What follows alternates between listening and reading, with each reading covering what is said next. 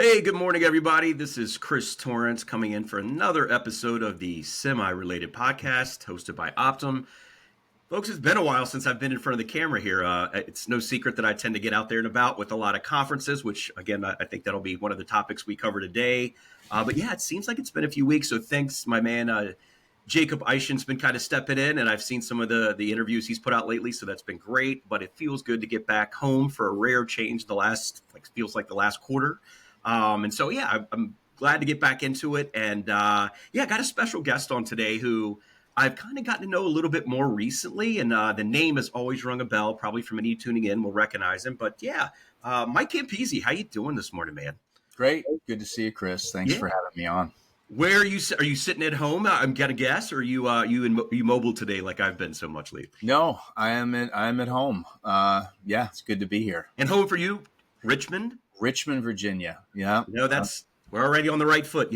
For a lot of people that may not know, I've been in Chicago for a while when I'm not traveling elsewhere, but I am a native of the Commonwealth of Virginia, so still got a lot of family, Mike, down in the greater Richmond, Charlottesville area. So actually have a trip coming up a little long this summer, so always pumped to get back down to the Commonwealth. So good to see you there. So Mike, for anybody that may not know you, can you give us I'm going to get deeper on you. I'm not going to give you a pass and just do the quick bio.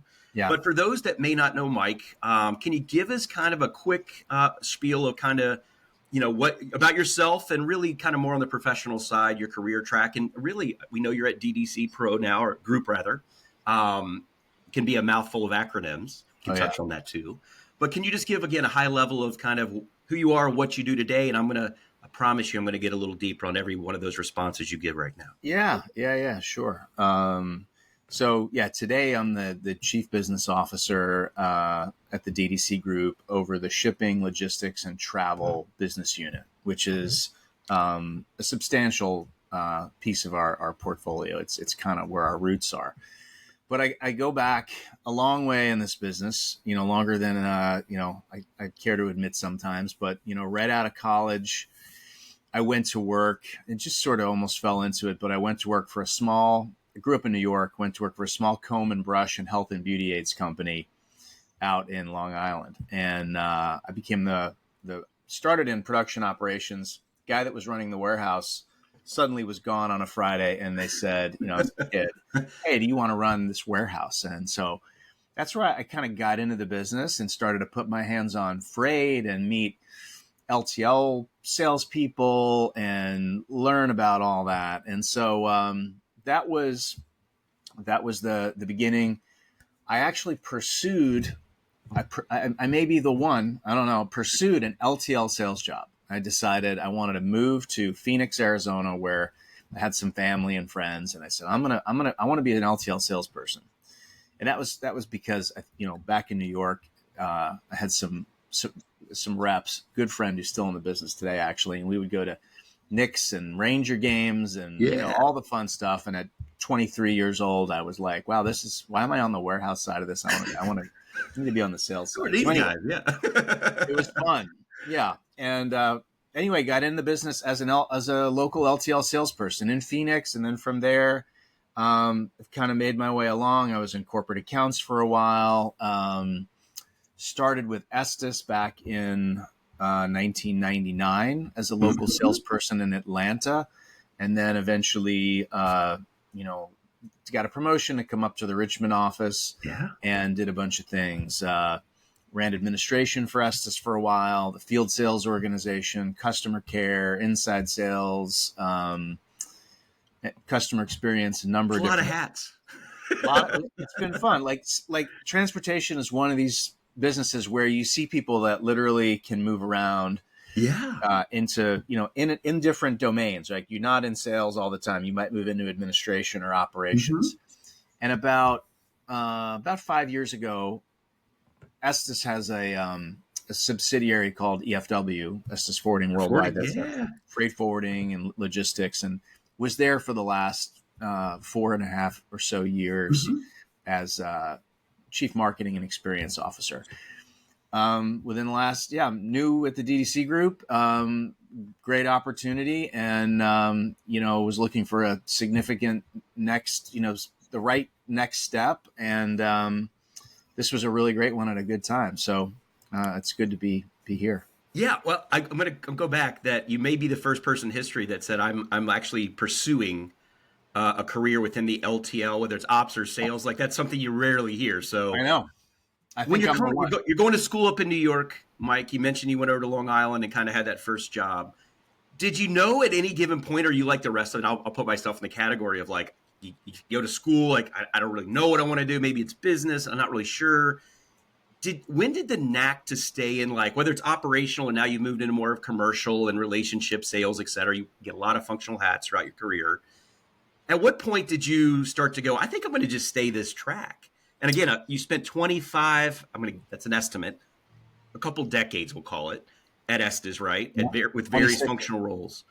When did you, some people get in and I think you kind of know fairly soon within any industry or any role that is this something, that I really like, I'm passionate about, or maybe you would have just veered off and to chase something completely different.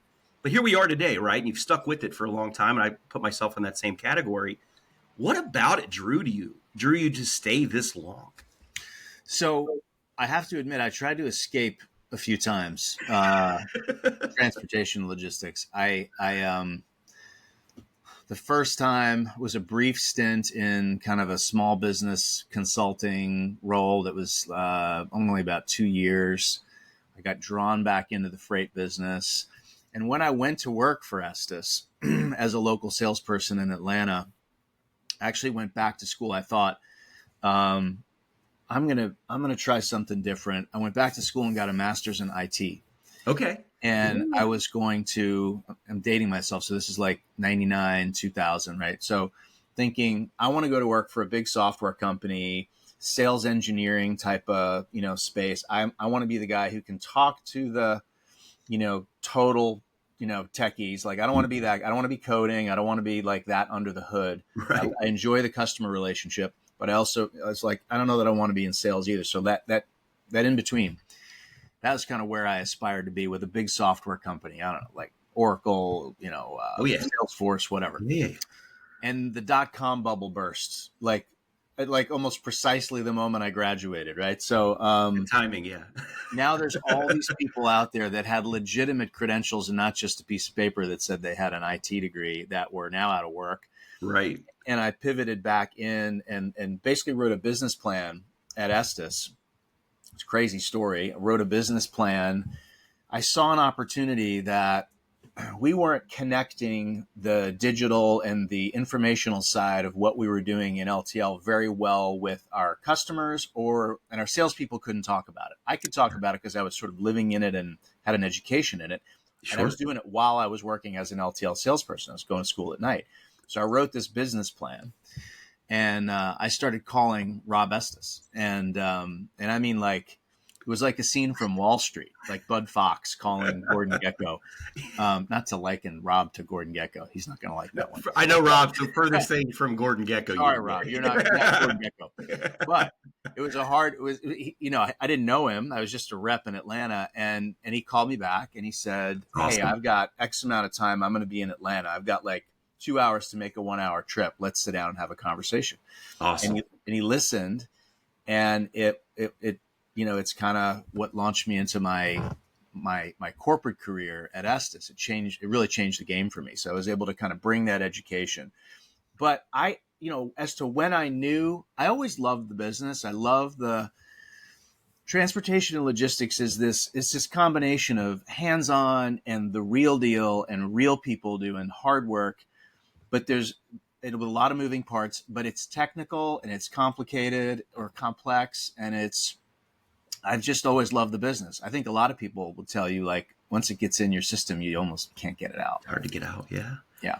Many have tried to escape or get paroled, however you choose to categorize that. But yeah, I see more and more that, there's that day you've had it, right? Market conditions or just I was an operations guy for a long time, and it was just a thankless proverbial firefighter, right? Just constantly putting out, again, fires that if you're in this space, that's kind of that's the nature of the game, right? We're dealing with things that unfold in the physical world, as I'll call it, outside the window every day we can't possibly anticipate. But that's the kind of challenges that I embrace at this point, right? It's just when you think you've seen every pitch thrown at you, there's always a new flavor that comes. So yeah, and I love the story that Rob. I mean, that's like again, having known Webb and Rob and many others at Estes, as some folks may know, Optym and Estes have been pretty close partners for a long time, even well before I joined the Optym team. But had the pleasure of going down to sit and had a dinner in Richmond with the team not too long ago, and it was just they are those down to earth guys, and I'm always like,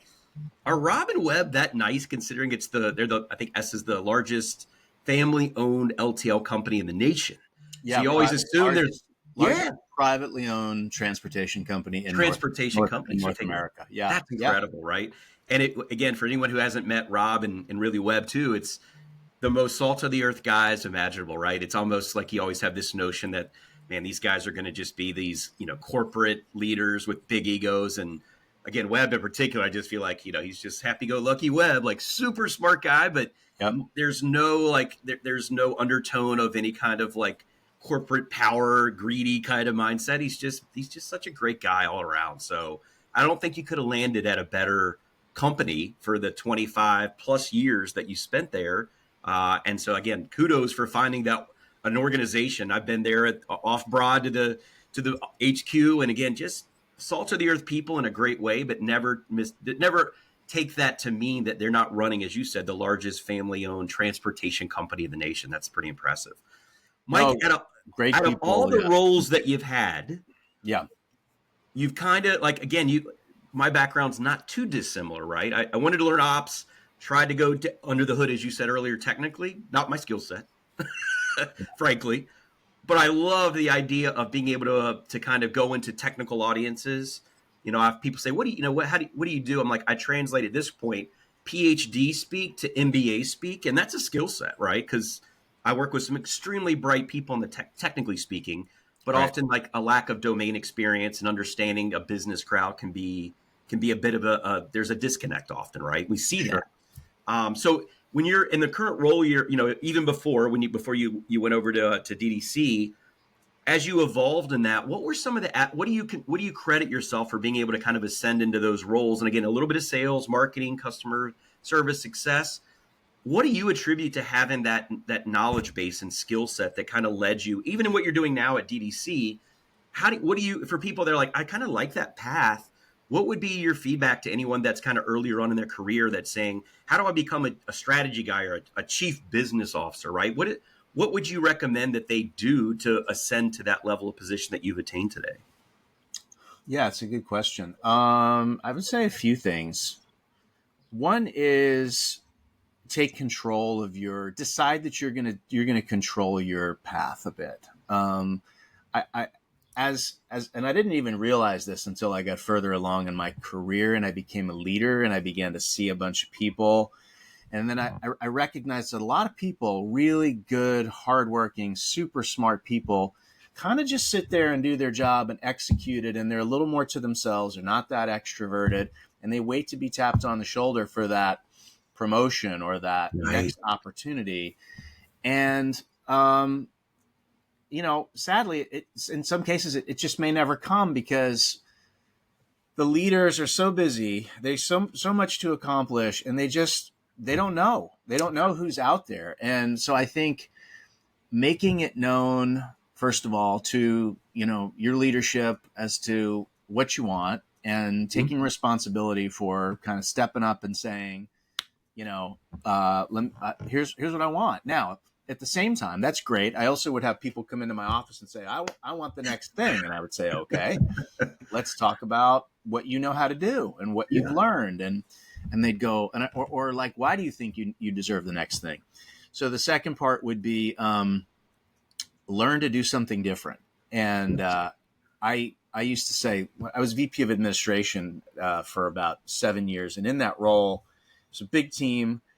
It was like, let's see, that was 2011 to 2017. And it was at a time where we were just like drowning in data.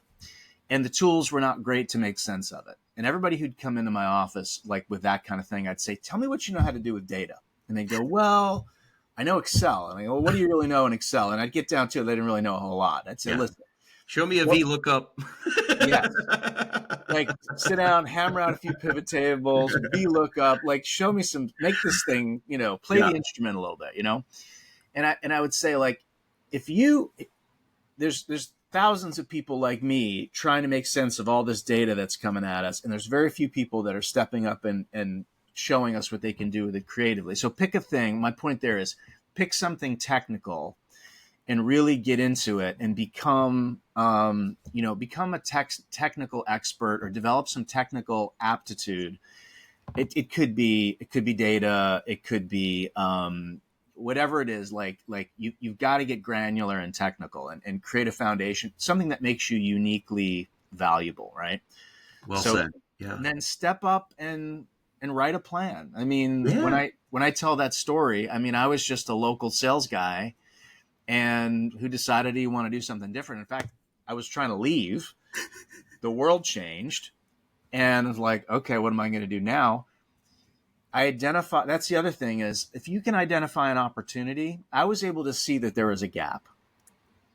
And there's a lot of companies that know they have gaps. I mean, any business leader in any company is going to tell you, oh yeah, I wish I had a better L&D machine over here for my team, or I wish I had better, analytics, or I wish I had better dashboard, whatever it is.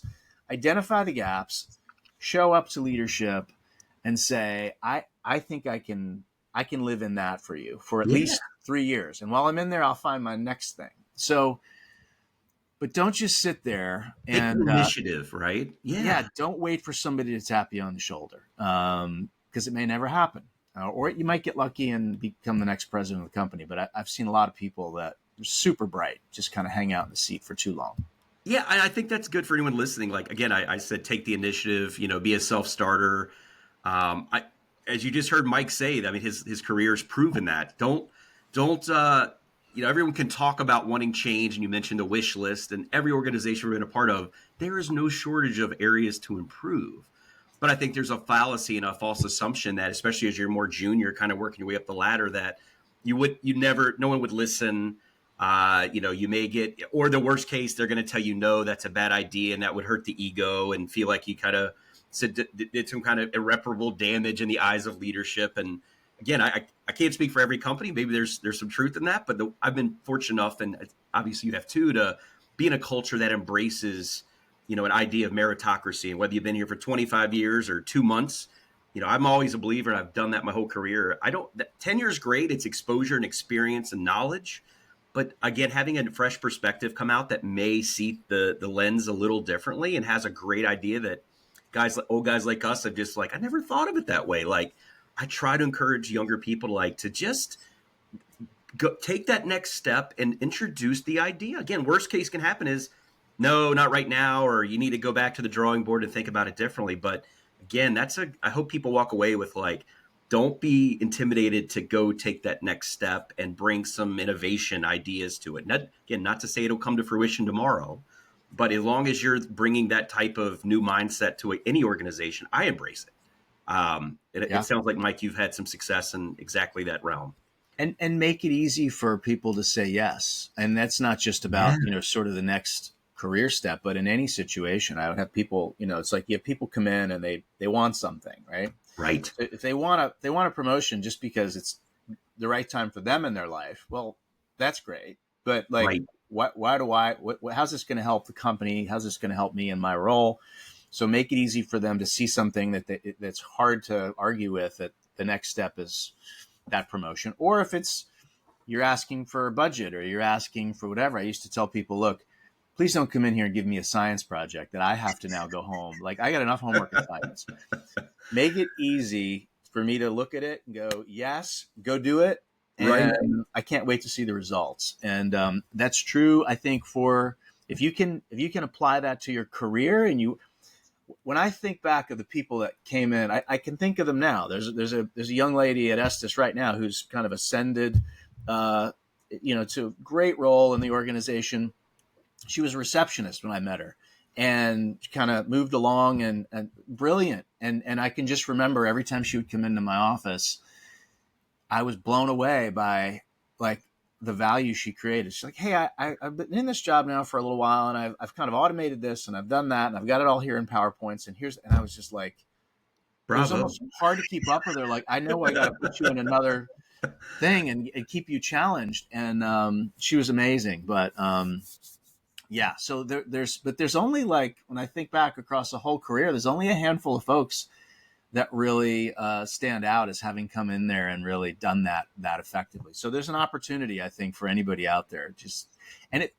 If you don't have the right leader, right? If you feel like you can't do that, maybe there's somebody else that can help be your advocate and can help champion you, or like finding a way to kind of be heard.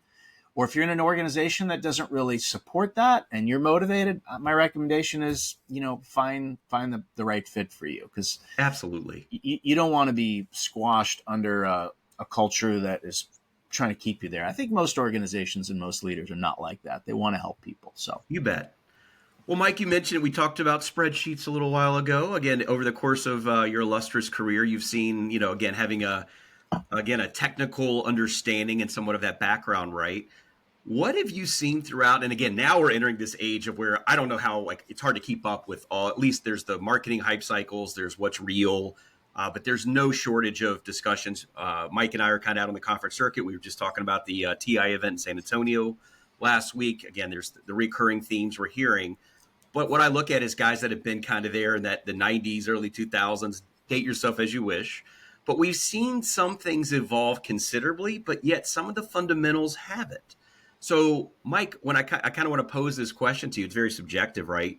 What has changed over the course of your, 25, 30 years?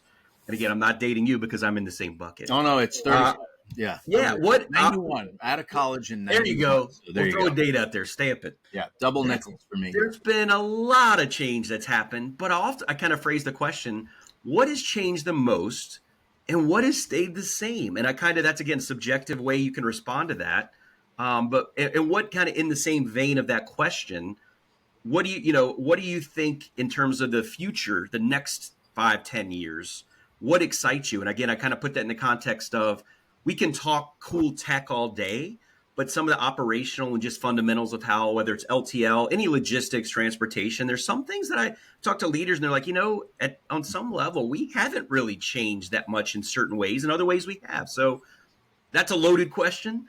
Just want to see kind of in your journey throughout what kind of, again, what's changed, what hasn't, what excites you, what do you still feel like the big opportunity that's waiting for something better to come along? So yeah, can you elaborate on that? Very subjective. Sure. Yeah. No, it's a big question, right? It's the like unpacking question. Yes. Yeah. So I think I think like just macro, there was a time when in business, it was probably right about the time I entered business, where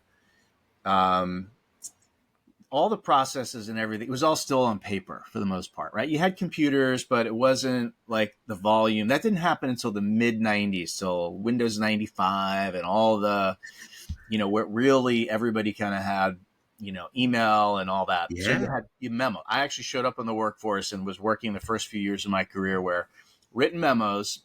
So if you were going to send me, a message about something, you either wrote it or typed it out, or you came over and talked to me. There was none of this. Imagine that. Yeah. And so the volume of that stuff was limited by the physical, your physical ability to actually deal with it. Right. I talk about this concept of virtual disorganization, where it's like, if we snapped our fingers and all of the digital clutter that's behind the screens here turned into paper, like, what would that even look like in the room you're in, right? It would just go boom. All of a sudden, it's like all the spreadsheets, all the Word documents, all the emails. But there was this time where that's what we lived with. Yeah. And the physical, it was like, okay, I got to get through my inbox, and we were limited by the reality of the physical thing, right? But now all of a sudden it's virtual. So you can literally get like thousands of emails a day. It's absurd. Nobody can keep up with it. So double-edged sword, right? Like, well, it's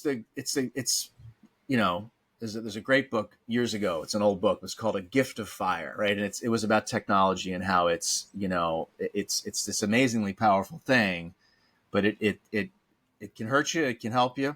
So I think the volume and the, like how easy it is to just put something out there and send 1,000 emails all at once Yeah. has made it's becomes tough to navigate all this stuff. Yeah. Whereas simpler times, the processes were defined, the communications were more limited and more measured because we had to think before. We just didn't send a million of these things out because, first of all, it was time consuming to write them. So I think we're in a point now where it's just everybody's drowning in information. Yeah. And everybody's drowning in workflow. And workflow's coming at us in email and chats and LinkedIn messages and text messages and phone, and like almost no phone calls anymore, but sometimes phone calls. And everybody's just trying to like keep up with all this stuff. And in our industry in particular, I'll kind of bring it back around to logistics and transportation. Nobody writes the operating system for our business end to end in a way that they do in a business like if you're a dentist, you have about 6 different software providers who will show up and say, from the time a customer thinks about booking an appointment to the time they pay the bill, I'm going to give you a platform that handles it all. The financials, the everything, the patient scheduling, the treatment planning, it's all in there. It's all in a closed loop ecosystem. Your reporting and your BI, like it's all there. And I know it's going to work for you because you're a dentist, and for the most part, a dentist is a dentist is a dentist. All your businesses are pretty similar. You can tweak it and modify it. But as a logistics company, whether if you're a big 3PL, if you're an LTL company, if you're a freight broker, if you're a freight forwarder, they're all a little different. And so like nobody really does that. And so I think what I'm excited about, so where I think we're living now is in like this virtual disorganization, companies trying to deal with all the workflow, multiple platforms, like trying to knit them together, Lego sets of different varieties trying to connect, and they don't really connect. So you're building connectors for different types of Lego sets. And I think what's going to happen in the future is somebody's going to, I said it at TIA, I was talking to, it might have been Mitch from Thai Software. We did an interview together. Yeah. But I said, I think we're getting close to being able with AI, like, to go down the AI rabbit hole. We made it this far. We are 27 minutes in without saying we didn't mention it. We knew it was coming. That's a record. I think what's going to happen is AI is going to allow us to throw all of this stuff in a big bowl and say, tie all this together in a way that we can actually use it as one big connected thing to keep us more organized and reduce the clutter and keep us more on task and stop all the noise. Because anyway, I think, yes, from a macro sense, the business universe is sort of struggling with that. But in logistics, I feel like it's really, really even more of a challenge. And I think the future is going to be better it's going to be easier to get to numbers. It's going to be easier to see workflow where things are breaking down. I think it's going to be, more rules-based stuff. So I'm really encouraged about, I think it's a bit of a mess now still, but I'm encouraged about what the future might hold there. Yeah, it depends on what day you ask me of how optimistic or pessimistic I am with tech and just, this industry. I think there's just people don't understand just the complexity, and I delineate between complex and complicated, right? So there's a lot of complexity, true, but I think this industry, I think what people fail to realize is, again, there's this assumption that, Thanksgiving dinner, right? Well, you manufacture, produce something, you throw in a plane, a boat, a truck, it gets there, and because we're in the Amazon age where you set a button, it comes. It's like, people take it for granted, and I often say, I mean, Mike, you may see this at Thanksgiving every year. For many years, I was like, what is logistics? Tell us more. And it was just this like convoluted way to answer. And it's like trying to simplify it, right? Just like I do it in front of a business crowd. But thankfully, the toilet paper shortage, all things really hammered home and made it visceral of, now you get it a little more. You don't take, it's like the air we breathe. As long as it's there, we just assume. You go down to the Target or the grocery store, whatever, no toilet paper, what? And I think that's what the first holiday, Thanksgiving, that they're like, I think I get it now because we felt it. And so I think that's you nailed it. It's like if I'm a dentist, it's like, it's a pretty enclosed, encapsulated process flow, right? And again, there may be variation, as you said, but when you're talking about the backbone of global trade and commerce, it's a monumental task, right? And we're talking about globalization, interconnected. Now we're seeing when you get geopolitical issues and tariffs. Again, I don't want to beat that horse too much today, but it's like you start to realize just it's an infinite amount of variability and volatility that comes in that ultimately impacts everything we do every day, often driven by consumer behaviors and demands. And it's just it's extremely complex, but at the same time, I think this industry started, and we've by not intentionally, but we've made it more complicated than probably it needs to be because everybody does it a little different, as you said, right? So when you think about it in that context, Mike, what are the areas, and maybe this kind of transition to what some of the DDC offerings. What can we do better as an industry to kind of, and again, I don't want to say it's ever going to be this like autopilot, everything runs smooth. I don't think that's going to happen anytime in my lifetime. But what can we do incrementally today? And maybe that's a little AI, we'll throw that in the mix. But is there more fundamentals? You mentioned data and stuff, right? We love to throw AI and automation in the mix, but we really haven't done that, master data and integration challenges. Like those are fundamental issues. I feel like a lot of organizations want to jump right into AI and autonomous and blockchain, you name it, right? What's the flavor of the week?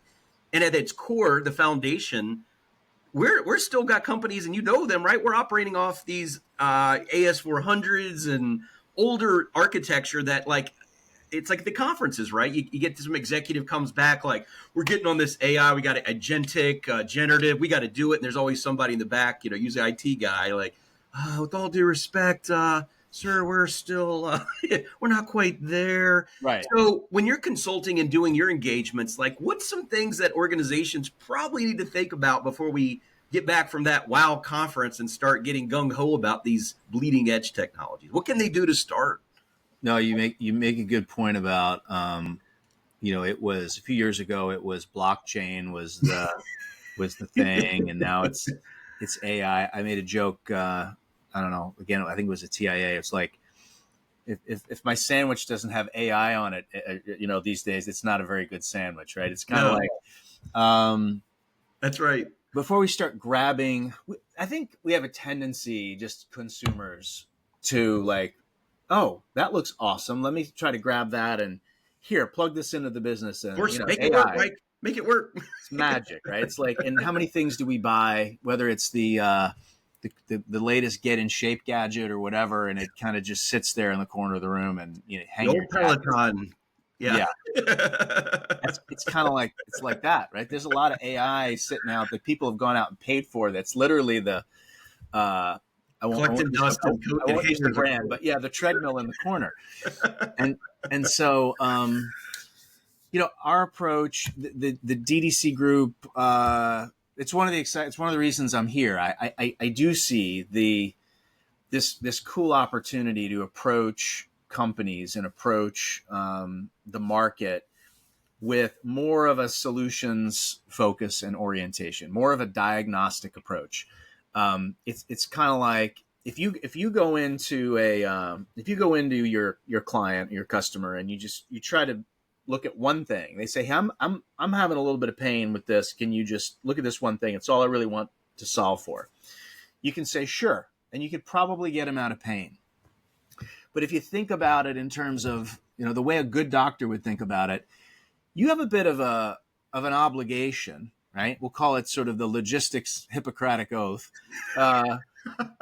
where you've got to ask a few more questions. If you're my patient and you say, hey, it kind of hurts here, and I go, oh, put a little, let me give you a shot, and does that feel better? Good. If I missed something because I didn't ask you the question, I didn't go deeper, I didn't say, Chris, tell me about this. What about this? What about this? It's a bit of malpractice. Yeah. And I kind of look at it that way from where we sit with our clients. Listen, admittedly, we're in some situations with some of our clients where we're kind of one-dimensional. Like we treated the leg, but to be honest, the real value in working with a company like us or somebody who's sort of in a similar business is the ability for us to come in and do a bit of a full body scan. And we may deal with all of it, but we might say, let's look from end to end. How do you feel here? How do you feel here? How do you feel here? Like, let's look at these processes. Kind of this one, is this one the one that's most concerning? Let's get it up kind of on the operating table and take a look. And while we are tech led and we're going to use AI and we're going to use, all the tools we've got in our toolkit, we also make sure we approach with deep domain experience. Like the people, we're on site right now at a big client, and I'm going to go join after our call, actually. And everybody in the room with that client has deep domain experience in transportation and logistics. So we're all, we might have a surgeon in there, we might have kind of the anesthesiologist. But they all. I love these medical references because it's like everyone can relate. Well, I'm like I'm an analogy junkie, and that's the best salespeople know how to keep it simple, and analogies is the way to go. Anybody who knows me is like, oh my god, another Campese analogy.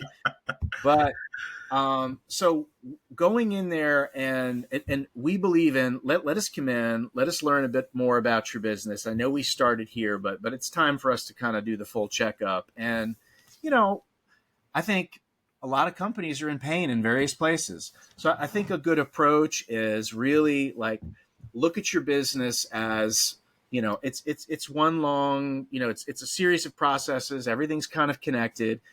Look, have line of sight to how all the things are interconnected and recognize that it's all customer experience. Just because you're back office and you're an administrations person doesn't mean your stuff doesn't somehow, touch the customer and you're in the customer experience business. So I think as companies look at every every piece of their organization as being customer experience, and then partner with companies to come in and help you get through it. And don't just take the shot, like the AI shot or whatever, and just inject it anywhere and hope that like you're going to, but really go through the process. And it's a journey. Recognize too, you're not going to do it all in one shot, right? It's going to take time. Mike, how do you, and I'll go back to another like anecdote here. And I used to go on site for these massive like TMS migrations, implementations, deployment. And the first thing we do is we get all the functional heads in a room. And what I'd realize is whether you're in IT and ops and procurement, go down the gamut, right? I found that a lot of times these organizations apparently had never sat in a room together as all functional heads and really been able to kind of have a very transparent, open dialogue. And what you find is it's going back to your medical. It's like, oh, I thought that, the arthritis is our biggest pain in my hand, or and then you got the heart surgeon go, well, hey, I'm just telling you, if we're not involved and the heart breaks and the brain's not working, none of that matters. So I guess what I'm getting at is it was always enlightening to me to see these, enterprises that, we're talking multi-million, billion-dollar companies that had never really sat there to do that diagnostic. I like how you put it, I love the medical reference, and done that full body scan and going, hey, like we can is it a vitamin or is it a painkiller? You hear that analogy a lot, right? And how do you, when you're in this meeting you may be going to, right? You're going to have opposing objectives and prioritization based on the folks in the room, right? Everybody's got a lens they look through. How do you go, and maybe this is broader within DDC Group, when you guys are engaging in these discussions, how do you balance that, right? Because you got egos in the room and, you got to appease everybody to some extent and get them to go, guys, if we're going to make this work, we've got to be willing to meet each other halfway and have a more broader macro understanding of how we're going to get there. And if you think we're just going to plug in this and flip a switch and it's going to be magically fixed, then that's delusional. Right. And that's real, right? I try to keep it real with them. How do you go about navigating it again when you're in this meeting? Maybe you may be walking into this, right? And how do you go about balancing and harmonizing everybody in the room with conflicting priorities to get them to see the big picture? And then the second question is, when you get to that conclusion, hopefully, then it's like, okay, how do we enact on this, Mike? So how do you go, and this may be fundamental again to DDC's philosophy and approach, but that's challenging. So we can use this next meeting for an example, but how are you going to approach that when you literally have different groups within that room that may say, like, one, they don't even know what the other side of the house is doing sometime, or not to the level never of depth met each other in some cases. They may not even met each other. So to me, it all started there, and I'm like, oh my gosh, we should have done this a long time ago before we just roll out this new, system. But how do you, you got to you got to kind of be this diplomatic approach, and you said ask the right questions and listen. But for people that may be in your shoes that walk away going, I think I have more questions than answers from that meeting. How do you balance that? Yeah, I think so. The first part is actually getting their attention and getting them in the room. And now in this kind of virtual world that we live in, sometimes it's even harder because everything is it's sort of these structured play dates where it's like we all have to find a time to show up. And so assuming you can get them all in the room, I think finding something that is common to everyone. It's why I mentioned earlier seeing the customer experience in it all. Something I learned in my role at Estes. So when I was at Estes, there's that stretch that administration, I was VP of administration and customer experience. And on the administration side, I had 220 people, and on customer experience, I had one. Now, I didn't have customer service, right? That was a different thing, but CX was a bit of a mission. This is like early CX days. It's bigger now, much bigger, but it was early. It's like I had one guy and me, and we had to like drive the mission of CX. And what I realized was I had to get our pricing leader to see CX in his world. I had to get our And when I looked at administration, which is like this back office that's historically, you guys just rate the bills, collect the money, do your thing, like just get all that done. Like nobody really thought of that as customer experience. But because I worked both hats, I was like, I saw what the job really was. And then I saw all the upstream things that impacted ultimately what was customer experience. Because a bill, you send an invoice, if I send you an invoice and it's not right, and you don't want to pay it because it's not right, like that's poor customer experience. It also happens to be, I'm not getting paid, so that's a problem too. So I saw the connectedness. So I think if you find something that's common to everybody that they can all get around and go, hey, do we all agree that like whether you're in this department or you're in this department, you've got your KPIs, you've got yours, but at the end of the day, there's this customer. So we can tie it all to that. That's good. You do have to kind of make sure that you don't have, if you identify if you've got conflicting KPIs, if you got somebody like shoveling, like they get paid on how many shovels of dirt they put in, and this guy gets paid on, and they're just shoveling it in and somebody's shoveling it out like that. You don't want that. So to identify that, if you're working with, so for us, you asked me kind of going into this initiative, one thing is to pick a group of people, like at the DDC Group. Again, I'm going to come back to domain. I don't want this to be a commercial, but even coming here, I was a client of the DDC Group. It's how I ended up here at Estes. I worked with DDC in my role as VP of administration. I've kind of stayed connected to the business. And when this opportunity presented itself, I was like, man, this is right timing, right? I love this group. So I was excited about it. But even once I got here, I underestimated how deep the domain knowledge is in transportation and logistics. Yeah. So if you're going to bring somebody in there to help you, right? If you're going to bring the doctors in, make sure the doctors can look into your business with some clarity and see those structural conflicts and see those sort of upstream things. So if you're in a room with a bunch of your counterparts, and because of my experience, I can help everybody. I can point out how you're all bumping into one another because I see into your business a bit better. And you say that as a former customer. So like your vantage point and perspective is paramount. So you can see it. You've been on both sides. So that's so huge. I would say invite help in who really has sort of been in your shoes. Like there's no substitute for experience. That's an old adage, right? But it's true. And you want somebody who can help you see the things that maybe who can almost advocate for you. Right. And so we go in with there's a very organized approach, and it's a process, and there's a lot of discovery, and we come out with a series of objectives and a timeline, and we try to make sure we don't tackle too much in any one engagement, but. Yeah, a lot of people think of us as, in the BPO world, it's like, hey, we're going to take your people and then put them over here with our people. No, it's way more than that now. It's we want to look at your process. We want to help you get more of what you're trying to get. And yes, we have people that can help as well, but it's really comes down to process. Yeah, the people process technology was ingrained in me a long time ago, and they're equally important across any kind of initiative at a major organization. So I couldn't agree more.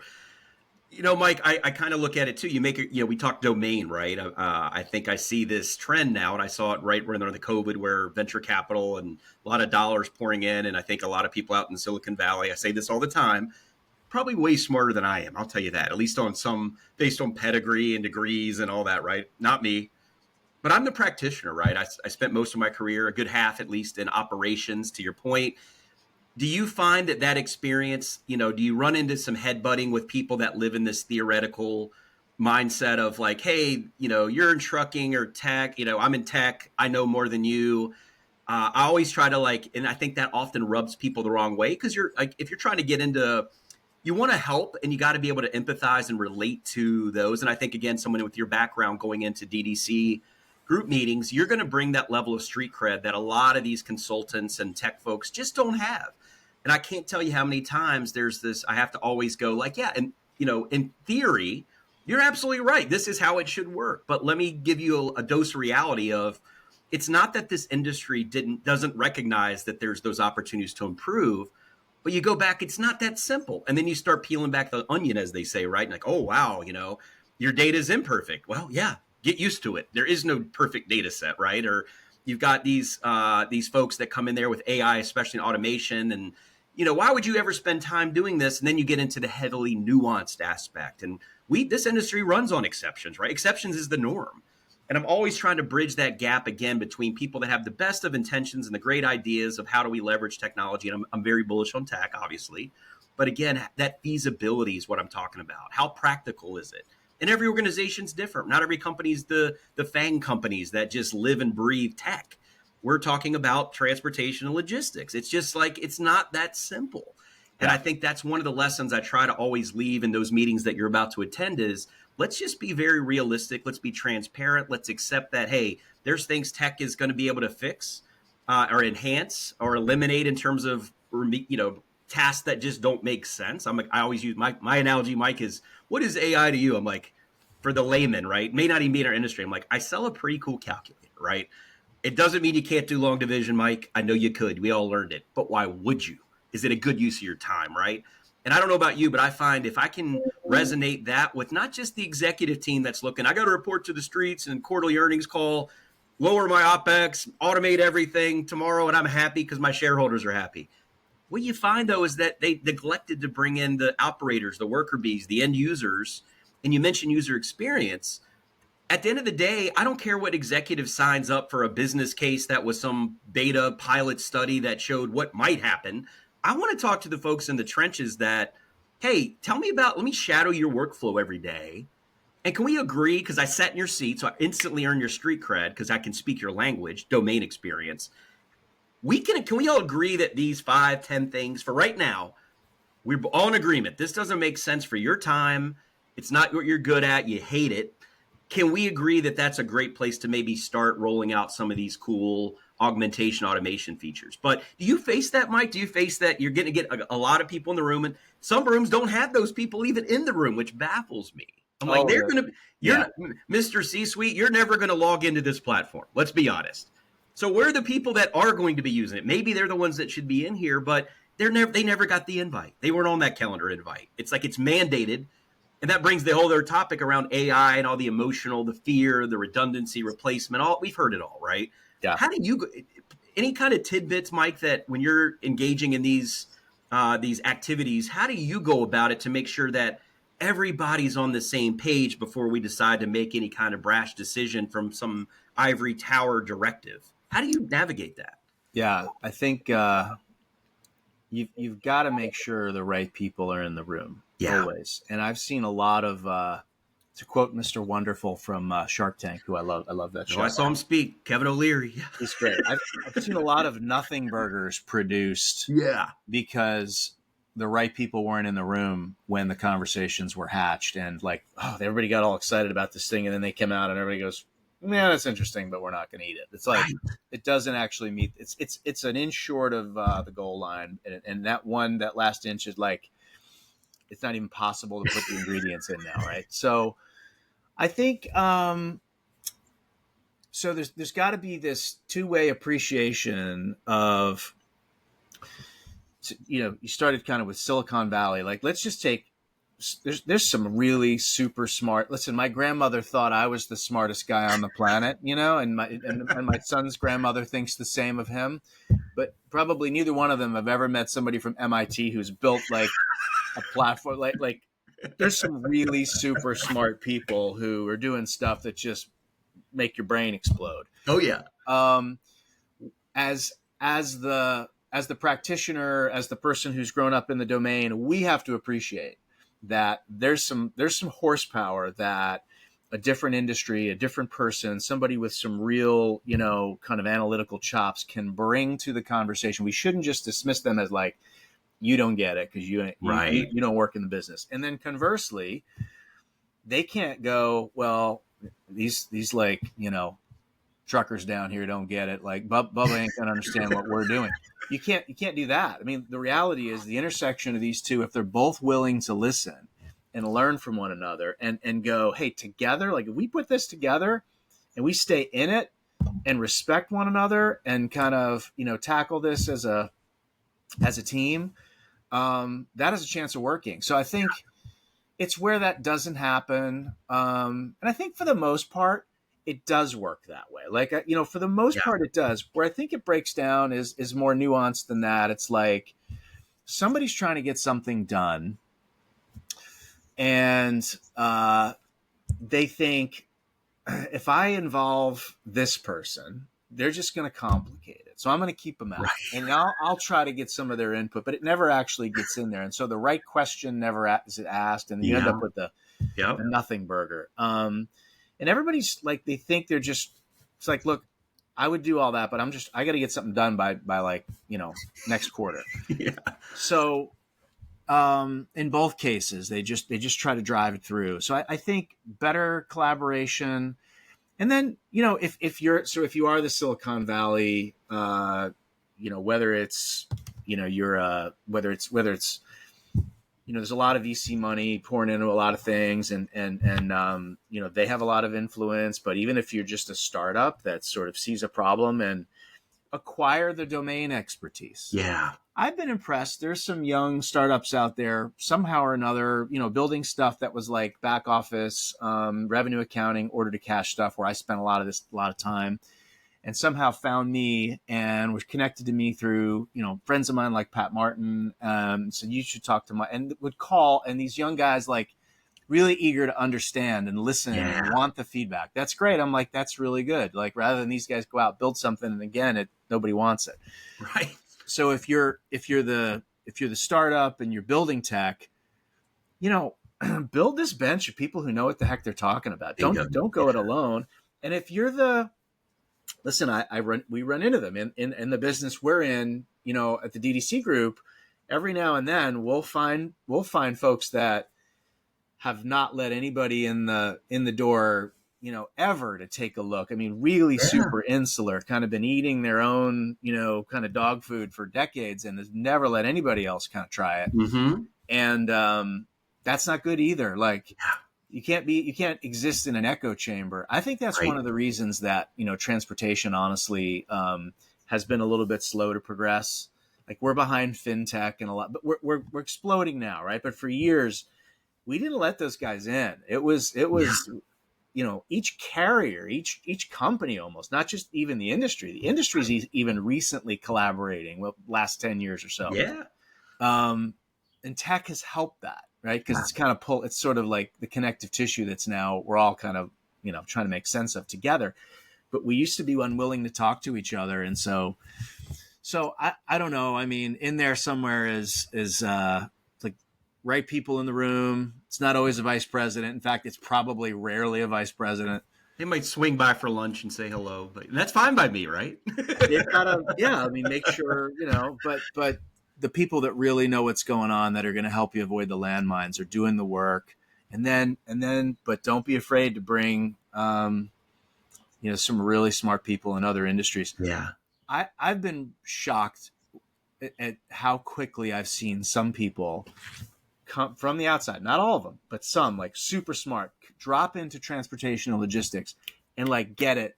Yeah. And I'd go, wow, I that surprises me how fast Yeah. they've learned my business. Like, Yeah. really, Yeah. there's no substitute for just that raw intellect. Couldn't agree more. Couldn't agree more. When Mike, I wanted to ask you too, like, let's elaborate on DDC Group again. I think folks know you, Mike. Estes is a pretty well known name. DDC Group, I think, is a known name as well. And it's I was doing a little research before we got on, and I'm like, wow, these guys are big. A lot of verticals and industries that are being served, and various practices within the umbrella. A lot of employees too. I think a lot of people may not realize the breadth and the scope and scale of DDC Group. What kind of, like, for you in the practice that you run, what is like a profile of folks that you think that would benefit most, that may be apprehensive about going down this path because they've got some preconceived notion? What is that like? If you had to choose, you got all the, we've talked a lot about, there's a lot of various factors that have to go in. And when you're thinking about a collaboration or going into an engagement with a certain client, what are the things that you look for that, hey, this is a good fit for us? And I think we can probably determine based on how you answer what's not a good fit, the inverse.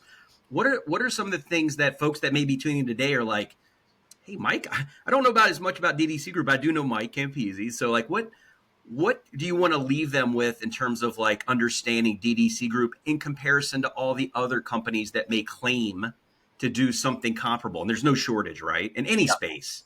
What is that? How do you answer that space where we just talked to XYZ, they say they do what you do?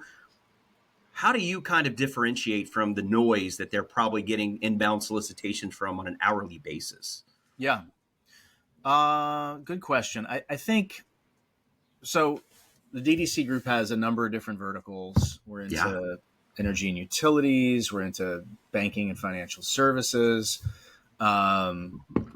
What we call kind of retail, automotive, and diversified. My world is shipping, logistics, and I've actually got travel too, which is a bit of a frontier for us. So, but we grew up, the last 20 years or so, the DDC Group has really been, I would say, kind of a strong nucleus in transportation and logistics. And very specifically, I would say where all that started was in LTL.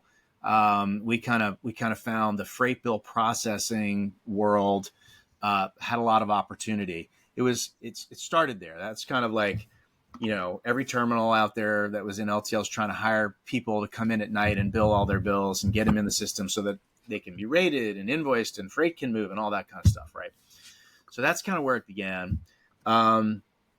And then it's evolved from there. And now our clients, we have large parcel companies, we have large third-party logistics companies that are like kind of transactional LTL folks. We have lots of LTL clients. We have truckload clients. So I would say for us, if you're in transportation and logistics, you're in scope. Now, there might be some really small, there's a lot of little bitty truckload brokers out there that are kind of mom and pop shops that are, might need a little bit of help from a consultant to come in and help them with process.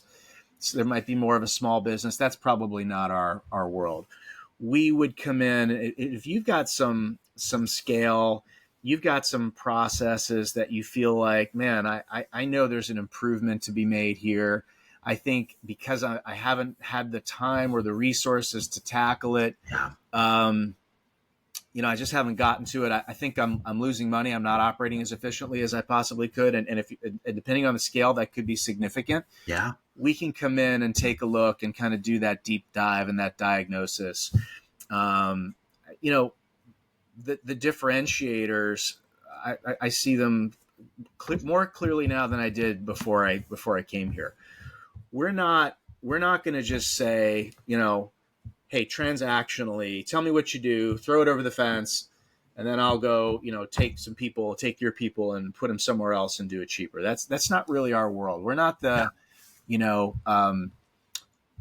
labor arbitrage, right? Now, yes, Right. we do work in different parts of the world, but we're going to show up with a bench of people who come in and um, really go into that diagnosis. We're going to bring people to the table that are probably going to surprise you at the experience they have in your business, and we're going to go through a process that when you come out, you're going to go, I've learned some things. They Yeah. help me discover a problem I didn't know I had, or they Right. help me see a problem I had in a new or different way. And I feel confident that they can add some value in the process. I started thinking as we're going through some of these things with some of our clients, like one way to think of it is um, any leader in business, if you're an HR leader, if you're an administrative leader, operations, if you could get to all the things you want to get to, you had all the resources and all the money, there's oil under the ground everywhere, right? Like if I could drill there, I know there's value in drilling there. But I may not have the time. I may not have the resources. Again, another analogy. But I like. I'm writing them down, by the way. Like we may oil, be able to help doctor. you drill. We may be able to help you drill for less, and kind of and come back and go, like, hey, is this worth it? Yeah. And so that could be. I mean, even on the HR side of things, and just think about how important drivers are. People Yeah. may not think much about a company like us, but we can come in and help a company look at the way that their outreach is working to either prospective drivers or driver retention. What are all the things that one of the most important things for an LTL company, for example, You bet. in your back office with, anything kind of in that order to cash process, in that Yeah. F&A process, whether it's Cash App or freight bill auditing or any number of things, we can come in and look and help you find, opportunities to reduce cost and improve customer experience or just Yeah. quality. And the difference is, we have our team here in the U.S. is a pretty large team. Mhm. We're going to manage your business here in the U.S. You're going to have a client account manager that'll manage your business. That's here. We've got licensed customs brokers on Yeah. our team as client account managers, as an Right. example. Coming on board to lead this space with 35 years of experience in logistics and transportation. That's an example of basically an investment in domain experience. So That's a differentiator. it's a 100%. differentiator. That's how Yeah. you get the meeting. Yeah. So it's, we're looking for those strategic engagements with people that kind of are wanting to move through a transformation. If tech is a part of it, we have a lot of cool investments that we're making in, again, agentic AI and AI workflows and intelligent document processing that we're going to be able to look and go like, hey, maybe we can use some of our Legos instead Yeah. of you having to go out and buy yours to kind of put this together for you. And it may be an augmentation of your Sure. system, or it may actually be like, hey, we become your system in this particular part of the process. So, yeah, I mean, exciting. It's cool for us to be able to approach the market like that. It's kind of a broad. I mean, I answered you kind of in a broad context because if it's transportation and logistics or even adjacent, it's kind of in scope for us. And I think you're gonna be happy with who shows up and our ability to talk shop with you in a way that you're like, okay, these guys get it. Yeah. Mike, what do you see? And again, I just want to kind of bounce this off of you. I see this interesting juxtaposition of generational gaps, right? So we're at this period now where boomers are starting to retire, right? There's young guys like us. I'm a Gen Xer. I'm going to go. That's my story, and I'm sticking to it. And even then, I made the cut. I made the cut. At least by some definition. What is the cut, by the way? I don't even know. It's somewhat arbitrary. Okay. I'm not a millennial. Not either. And I don't. But that reinforces the point. I am working with the next gen of management and leadership that's being groomed at some point to take the baton. These are kids. These are younger adults that are embracing technology for the simple fact that's all they've ever known. So when they're going into some of these, enterprises in our industry, right? And they're on their phone and they look at, I need you to, they're looking at some of the older ERP systems or TMSs that they're going, what is this? And then you got the leadership though that ultimately makes the call, the decision makers that are there's that gap. And I see, some of these conferences we mentioned, right? I see some of these folks that are, getting closer to the finish line in terms of retirement. They're apprehensive, they're risk avoidant. I get it. They're like, I don't know. This sounds way too challenging, and I'm about to ride off in the sunset. Hopefully, I don't want to rock the boat too much. And then the younger people are like, well, if you don't make these changes, then I don't know how you're going to continue to recruit and retain the next gen of talent. So again, I'm always forever trying to get its perspective, right? How do you got to balance that out? And I think that's one of the challenges I have is just that, again, the generational gap of the way we've always done it. What do you know? What do you know, younger people? We're a multi-billion-dollar company, and they're kind of like set in that way, right, wrong, or different. And then the younger folks are like, if you don't evolve and change, it becomes a cost of doing business. And I can assure you that from the talent pool, that's why they love the tech. That's what they want to be a part of that. So transportation, as you alluded to, we're a little lagging maybe behind other industries. I'm always trying to get, how do we make transportation, logistics, supply chain? I think it's as attractive of a space as it's ever been in my career over the last couple of years. That I don't see that trend changing.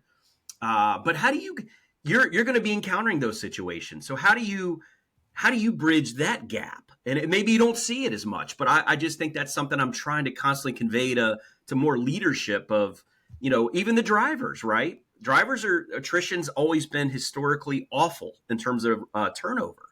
And so even the younger generation of drivers, the old days, they may have it's all, they're on the phone and it's just a different romanticized lifestyle of the over the road lifestyle. And now half the company they go into are really committing to the next generation of even drivers. They want to be home as much as possible to eat dinner with their family and not be out there for weeks or a month on end. Like that's going to become a factor, right? Who are you? And we have to move goods. That is, again, we said the backbone of commerce. So I know I'm kind of just throwing out a lot here, but it's just still ties into my engagements of I'm constantly trying to bridge that gap of whether it's knowledge and technical understanding, but at the same time, we're giving utmost respect to those that paved the way because in truth, they've gotten that business to where it is today. And I don't think technology's evolved at a pace historically that it has today and will continue to move even faster. So how do you kind of, in your engagements, are you able to kind of empathize with both sides of that coin? And again, I just want to know, what do you say when there's the silent junior folks in the room that clearly have something to add, but they're timid because they feel like whether it's cultural, it's just the fear of being, there's going to be some retribution if I say the wrong thing. Like, how do you navigate that? Yeah, I think so. The generational thing is funny. It doesn't matter what it is, but there's the old guys are like, these kids are, it's like everybody wants to sort of reference the younger generation as maybe they don't get it, they're not working. All the stereotypes, yeah. And it's like you can just kind of like dismiss it all as ridiculous, like, oh, virtual work and they don't know, and like, computers and on their phones all the time, and you can just sort of look at it and go, you can assume that, hey, the way we did it is it's going to cycle back around to that, and the reality is that's probably not true, right? Yeah. And then the new generation coming in going like, well, here's what I want, and here's how I see it, and here's how, without any sort of appreciation for somebody who understands the history and have walked in the shoes, and like there's wisdom, right? Like you don't want to be on that side either, right? So this intersection of where people are listening to one another, part of it is, I think, one of the challenges is a lot of decisions are made with the elders. Only the elders in the room in their own little echo chamber, right? All saying whatever it might be, right? It's like, nowadays it's the everybody's coming back in the office conversation, or everybody's not coming back in the office conversation. Hot topic. Hot topic, right? There's that one. It could be an investment in, it could be investment in AI. It could be investment in. So I think, it's gonna come down to the leaders, right? Somebody, leaders, if you're on that tail end of your career, and you've got to recognize you don't know what you don't know. Yeah. And you've got to, even if you think you do, you have to go, I'm going to kind of like bite my tongue here. And I'm going to invite some folks into the room and some sort of diversity of opinion a bit. And let's get some conversations going. Even if a bunch of the stuff I hear makes me want to jump out a window, I've got to be willing to sit through that. And then I've got to allow my people and my counterparts to kind of like, work on my opinions a little bit, so that you got to be open. Yeah. And to the degree to which I think leaders don't sort of silo themselves off and sequester themselves in a place where they don't hear anything but their own thoughts, that's healthy. Yeah. And then, honestly, for the younger folks, you got to be compelling. It can't just be about you, right? Right. So I hear a lot of like, we need to do it this way because, and it's usually about it could be the lifestyle of the person. This is how these are the things I value, and that's fine. That's cool. Our values are evolving. But if you're going to make sense to business people who are bottom line oriented and have to run a company, do it in the language that shows like why this is a good thing for the company. Yes. So if it's better for the workforce and it makes people, you've got a more engaged workforce, then make your pitch that way. Right. I think that's a place where people fail, is they sort of show up and talk about it. It's like it's about me, but no, like make it compelling. Make me see your perspective and show me why I shouldn't do it this way and how it's going to hurt me or how it's going to help me, or show me how you're going to, if we do it, if I adopt this technology that I don't think is worth it, it's going to. So I think that's a piece. I love, one of my favorite Steve Jobs quotes is, a lot of people don't know what they need until you show it to them. Right. And I think there's a lot of people in our business today with all the tech and all the shiny stuff. Just look at my stuff. Like, here, look at this. And when we glance at it, I go, man, I don't think I need that. Right. I think a lot of business leaders, I've done it. I've been guilty. Like in my former role, I was at EFW, Estes Worldwide. And our CEO, Scott, and I would show up sometimes and go, oh man, we need to do this. And he'd kind of look at it and go, yeah, I don't see it. You know what I mean? Like I can remember. Yeah. And then I look back at like what I did to make him get it. And I'm like, I didn't do a very good job. Right. So, yeah. And that's not even a millennial, boomer gap. That's just any of us. Like we've got to be better at that communication. Right. Yeah. So if we've got something that's compelling, then figure out a way to tell the story to get people to want to move. Don't just make it all about you. And then I think, again, leaders, we're always older generations of leaders are always going to have a tendency to look into the ranks of folks and go, these young ones coming up they didn't do it like they didn't. We've got to have some respect for people that have come through life with different values and different, experiences, and they're not going to have, they weren't turned loose at 6 years old into the neighborhood, and said, come home when the lights are on. I mean, I tell stories. I tell my stories. Like, it's like I was raised by wolves. My son's like, I don't even understand. Like the things you did. I go, it was crazy. I mean, we didn't have iPads or YouTube. Sorry.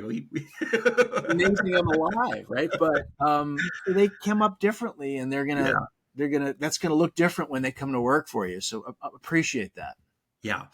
I get this question sometimes, Mike. People go, Chris, you're a technology guy, you're an AI and all this. Okay, fine.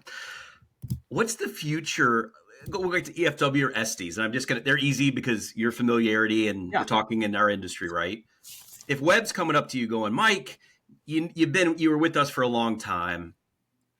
What is the future office of a logistics or transportation? Could be truckload, LTL, could be anything. What does that future office look like in the context of, let's fast forward 3 years, 5 years, I don't know, 7, somewhat arbitrary again.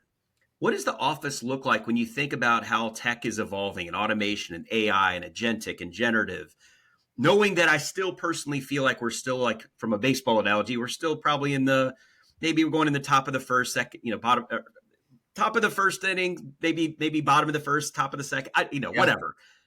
What does that look like? You've seen a lot. So I get that question. I'm always trying to ponder, like, does the office still have massive numbers of departments from every functional area? Do you see less human headcount and more of these tools that equip the rock star operations folks? Or it's so very subjective. But what do you see is in 3 to 5 years from now, when you go back to right there off Broad Street in Richmond and you go see Estes, and they're just one of many. What does that office look like moving forward as tech becomes more evolved, in the sense that we all the other variables we talked about, things are starting, information's flowing, data's getting better, integrations are smoother, the ecosystem of vendor partners. What does that look like? It's an interesting question. I think I think one of the things is obviously technology is going to continue to evolve, and I think we're going to that operating system that I said kind of has eluded us to this point, that really wraps around a transportation company adequately. I think that's going to get better, and there are going to be better tools to help us, kind of manage in a closed loop ecosystem. With that is going to be, there's going to be AI. The reality is we're going to do more with fewer people. Yeah. Now, what does that mean? I mean, do sort of people pop up in different places to do different jobs, and the whole AI thing? It's like, am I going to lose my job to AI? No, you're probably going to lose your job to somebody who knows how to use AI better than you. That's the phrase I continue to evangelize and I hear, right? Yeah. So that's like anything, right? It's kind of like, it's Excel is that. Am I going to lose my job to spreadsheet? No, you're going to lose your job to somebody who can use spreadsheets and do 5 times more of them than you could, who can work data better than you. Yeah. So I think our workforce is going to have to evolve, but it's going to look different. It's going to be a lot of people using a lot of tools, and kind of, you're going to have these kind of bots running around doing a lot of things and a lot of automation. I think we're going to continue to see a trend in our industry of this convergence of, it's sort of like what happened in banking and finance and insurance years ago. Everybody sort of pushed into the middle, like financial services, right? Yeah. You had these entities. You were a broker, or you were a bank, or you were an insurance company, you were a mutual fund. Like, you can buy them all now from Wells or B of A or whatever. We're seeing the same thing happen in our industry, right? So like, the asset guys are becoming more non-asset. The non-assets are maybe acquiring some assets, or they're diversifying in their non-asset play. So with that, I think you're going to see bigger, like any other industry, you're going to see sort of more amalgamations and sort of consolidations. The office environment, where I hope we land with that, is never back to rigid, if you got to go take your kid to the doctor, or the refrigerator repairman is going to show up, you got to take a day of vacation. And then, by the way, he doesn't show up and you got to do it all again tomorrow. Like, I just think that's horrible. Or if you're a little bit sick and we really don't want you in the office because you're going to get other people sick, but you feel well and you kind of like to work and you need the work, like, you can go home and work, and you got a cold, like, and you're somebody maybe who's not even customer facing. So I hope where we land is flexibility of an office environment, so people can, so that they do come in and spend time face to face, and there is still the human connection. And like, because I will tell you, like, I do believe something was lost in those years where we did none of that. Yeah. Because when it came back, and we came back at EFW, and I was like, man, I do a few laps around the office and it's powerful. I get stuff done, and people are asking questions, and I can, I see people, and it's like, hey, come in here and let's get on a whiteboard real quick, and that organic. So I hope we end up in a place where we're in the physical proximity to still kind of be together and do some stuff like that. We're flexible enough to be able to say, we don't worry all that much about whether or not somebody's in on, X number of days a week, or maybe it's X number of days a week, but they have flexibility. Tech, I think, is going to be obviously a bigger part of what we do.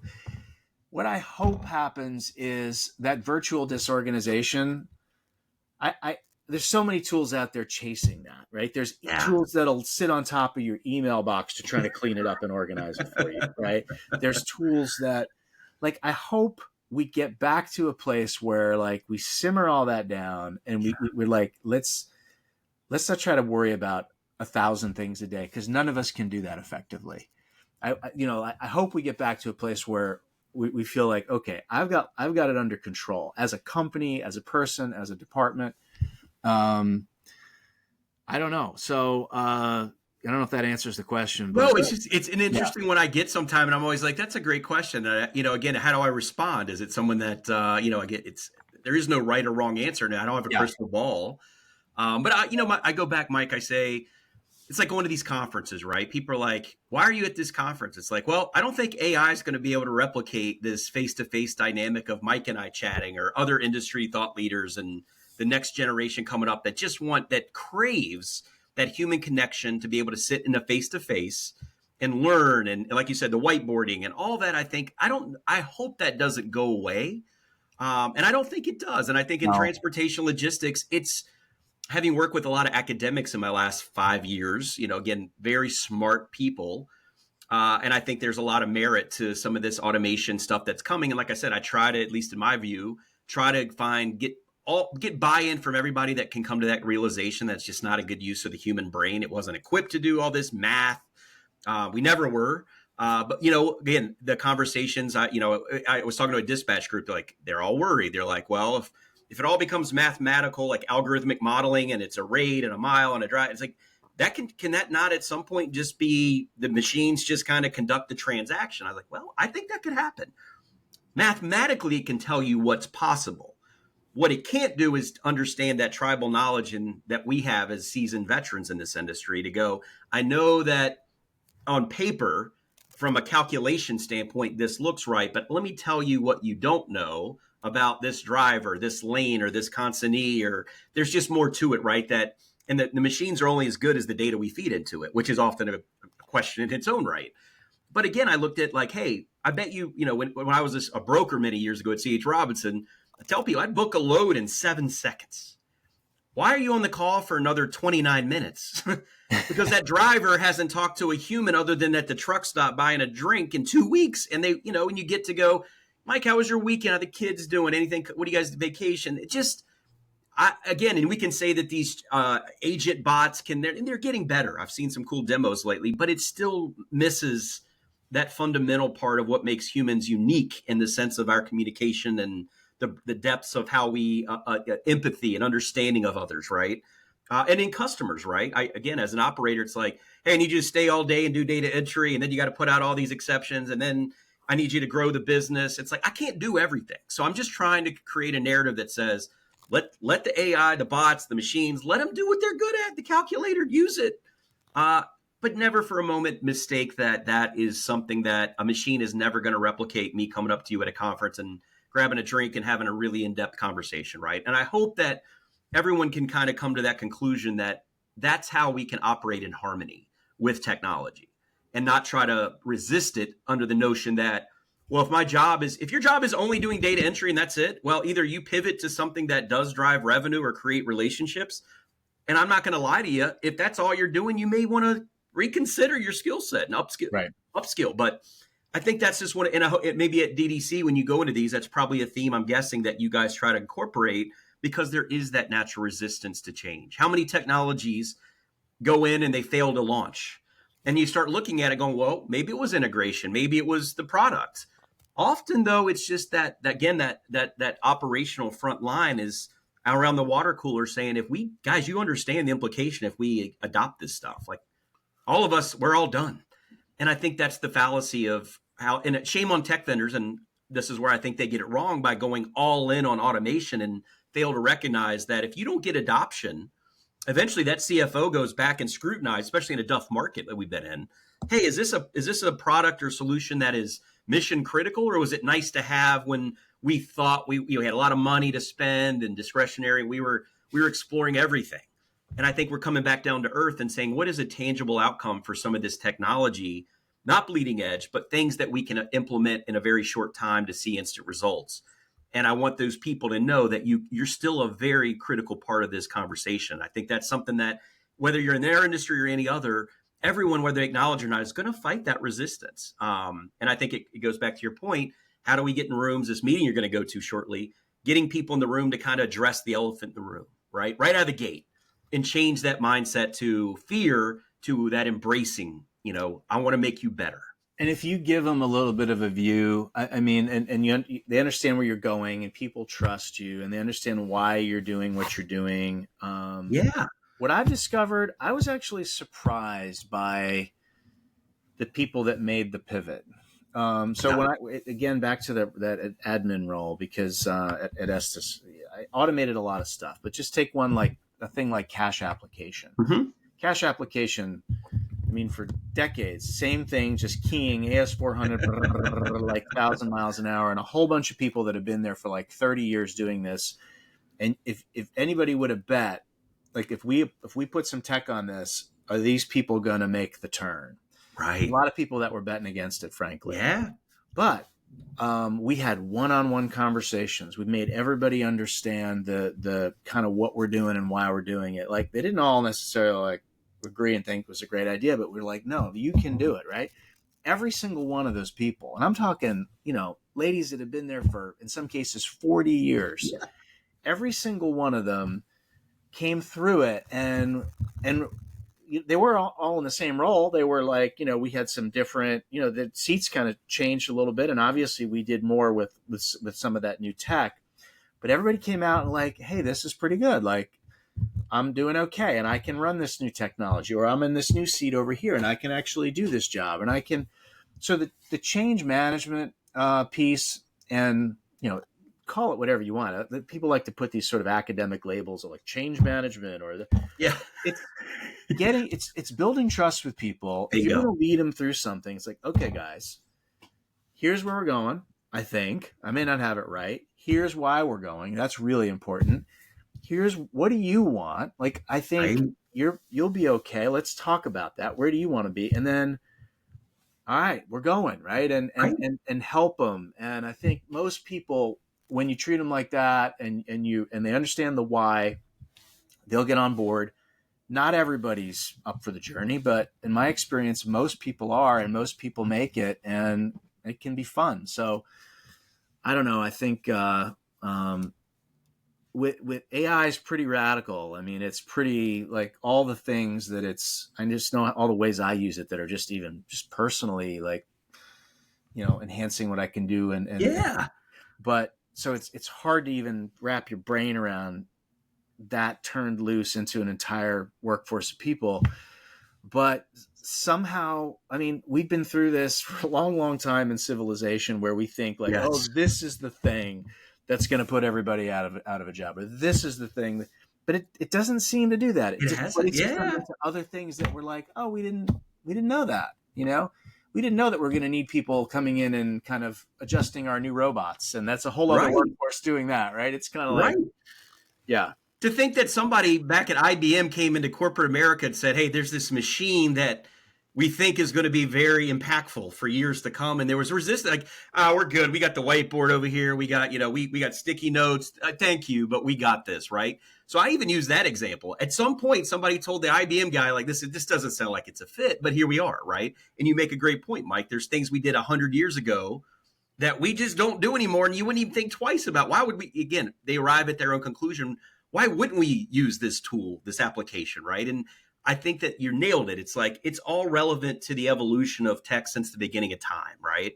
And I think, again, at DDC and guys like you, I think you're able to articulate that in a way that validates their concerns, but you're able to kind of, again, inject things like the examples I just gave. Like somebody came into Sears here in Chicago at some point years ago and said, hey, what if Sears and Roebuck were on a computer? Oh, what are you smoking, son? Right. I don't know. There's this Bezos guy in the back room that thinks that might be something to it. Like now it's called the Willis Tower. Yeah, it'll always be Sears to the guys in Chicago. Believe me. Right. But yeah, I think that again, those are the kind of things, and you nailed it. I love your analogies because I think a lot of human nature. It's whether we don't know or the fear, the array of emotions, and as soon as you start kind of telling a story, when that's really what it is. of that evolution, and at some point it clicks. And I think then they go from that resistant mindset to, all right, let me check it out, right? And I'm there to tell them tech hasn't solved the whole puzzle. And if you work in logistics on any capacity, I don't know that it's a puzzle that'll ever be completely automated. I just don't see that happening for years to come. Yeah. So I think as long as you can kind of convey that message, it breaks down the defensive mechanisms that people tend to walk in these.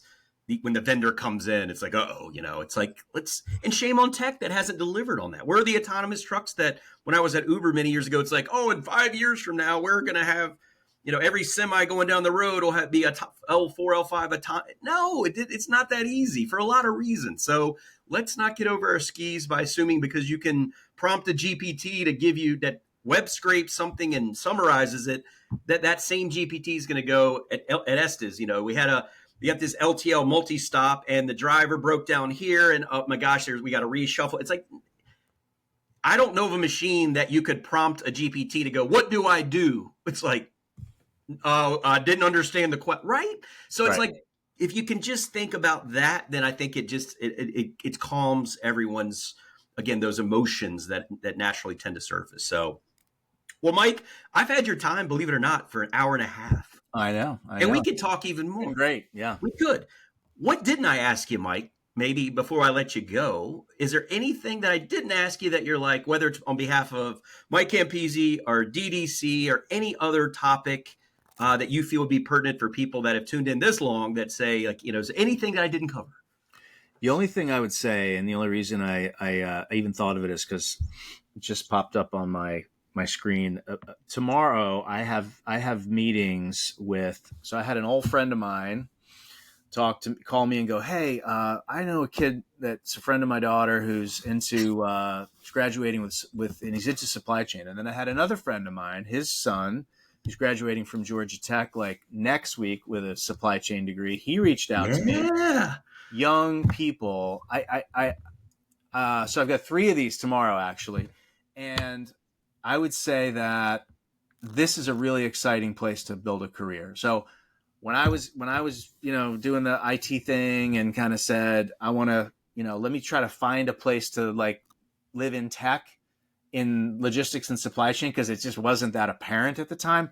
Well, this ain't the same time. Like right now, you bet. If you're looking for a career, we're at the base of the mountain. You said like top of the first. Yeah, it's there's a long way to go for somebody who's coming out of college today, who's analytical, who likes tech, who likes a business that's still real people doing hard work and likes to be kind of out there and appreciates that.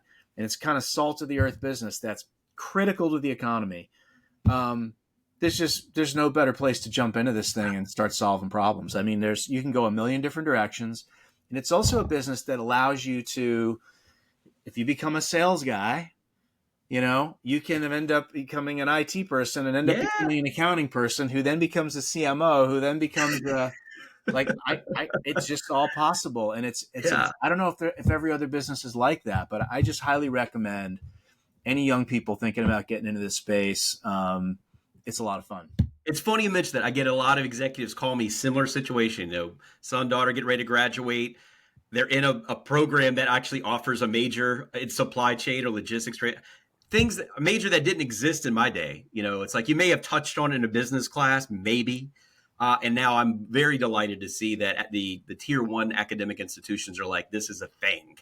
And I often look at, I was looking at an article about what are the attributes that make for a CEO? And I think at some point, kids like, I'd love to get to that level. They say that again, the chief supply chain officer role didn't exist. And I see more and more of the CEO is being drawn from that supply chain because it touches every facet of the business. It's right. Great. It's great. And I think that's where people like, again, if that's not motivation to kind of move up the ranks and get that exposure, I don't know what is, right? Because it touches everything. And then again, at a macro level, how do you guys think the world operates on all? I look at the Ring camera. It's like my wife's gone crazy on the e-com button again. And I got packages out the door. It's like, that's not changing. But how do you think that happens? How does that all happen, right? We just, again, take it for granted. Yeah. But to be able, but to see the next generation of talent coming out and going, I want to understand that more at a very intricate level. I'm with you, Mike. It is absolutely a field to go into. And as we said earlier, many have tried to get out, but it just pulls you right back because it's one of those interesting fields that if you like solving problems and just being that analytical mind, problem solver, whether it's through creative minds and leveraging cool tech, and just, again, it's the backbone of global commerce. So Yeah. I couldn't agree more, man. I couldn't agree more.